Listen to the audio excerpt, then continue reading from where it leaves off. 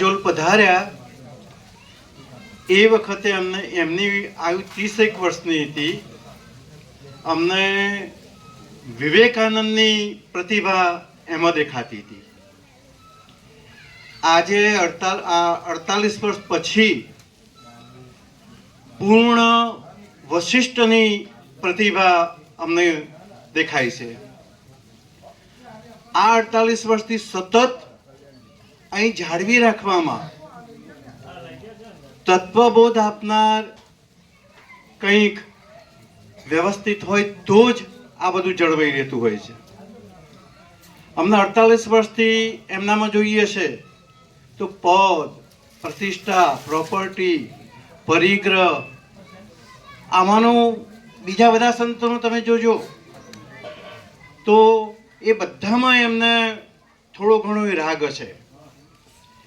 76માં આવ્યા એ વખતથી એમને શી ખબર આપવાનું ભાડું કદાચ આજુલનું રાખ્યું છે. પછી એ પરચુરણ ફેંકી કો તો મહાદેવને અર્પણ કરી છે. ત્યાર પછી એક પણ પૈસાની અડ્યા નથી. આ દુનિયામાં ઘણા સંતો જોયા, અમારામાં પણ આવા સંત જે કદાપી પૈસા માટે રાગ હોય.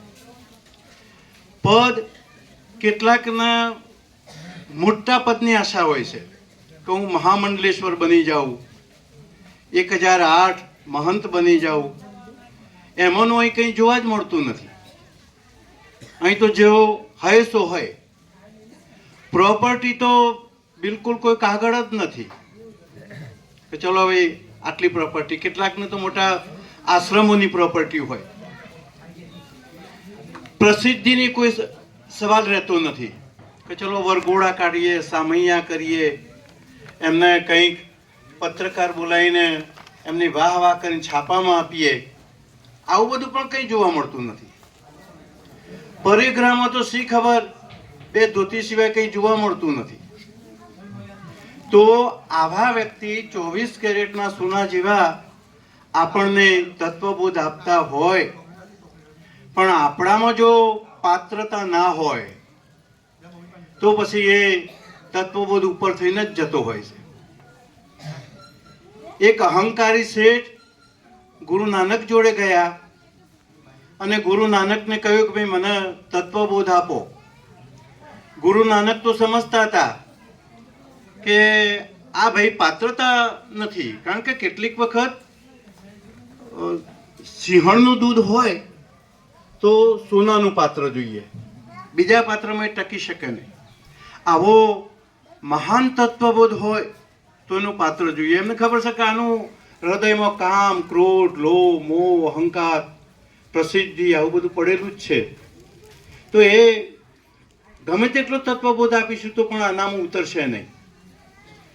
તો એને કીધું કે કાલ બપોરે હું તમારે ત્યાં જમવા આવીશ, કંઈક બનાવી રાખજો. તો એ બીજા દિવસે એક કમંડળની અંદર ગંદો કાદવ લઈને ગયા. પેલા કે મેં આવો કેસરયુક્ત દૂધપાક બનાવ્યો છે અને કેસરયુક્ત દૂધપાકમાં આવા ગંધાતા પાત્રમાં નાખું. તો બસ કે મારા આ જ કહેવું છે, તારું હૃદય જો, તારા હૃદયમાં જ્યાં સુધી આ ખાલી નહીં થાય, નિર્દોષતા નહીં આવે, સરળતા નહીં આવે, ત્યાં સુધી આ બોધ ઉતરવાનો નથી. એટલે આ તત્વબોધ ઉતરવા માટે આપણે ખરેખર પાત્રતા છે કે નહીં, છીએ કે નહીં, બિલકુલ હૃદયથી ચોખ્ખા થઈને અહીં બેસો તો ચોક્કસ એની અસર પડતી જ હોય છે. પણ પહેલાં આપણે ચોખ્ખા થઈને અહીં આવવું જોઈએ તો જ આની અસર પડે.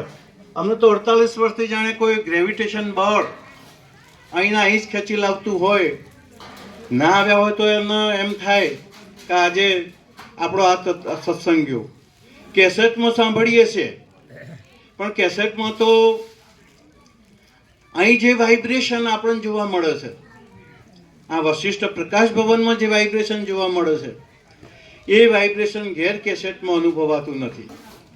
માત્ર જાણે કંઈક સાંભળ્યું, એમની વાણી સાંભળીએ, થોડો ઘણો આત્મસંતોષ થાય, પણ પૂર્ણ આત્મસંતોષ થતો નથી. તો અહીં આ અમારું આ 49મું વર્ષ છે, જળવાઈ રહ્યું છે. અહીં વારંવાર આવવાથી આ તત્વબોધની ચોક્કસ અસર થતી હોય છે. સર્વને મારા જય પ્રભુ.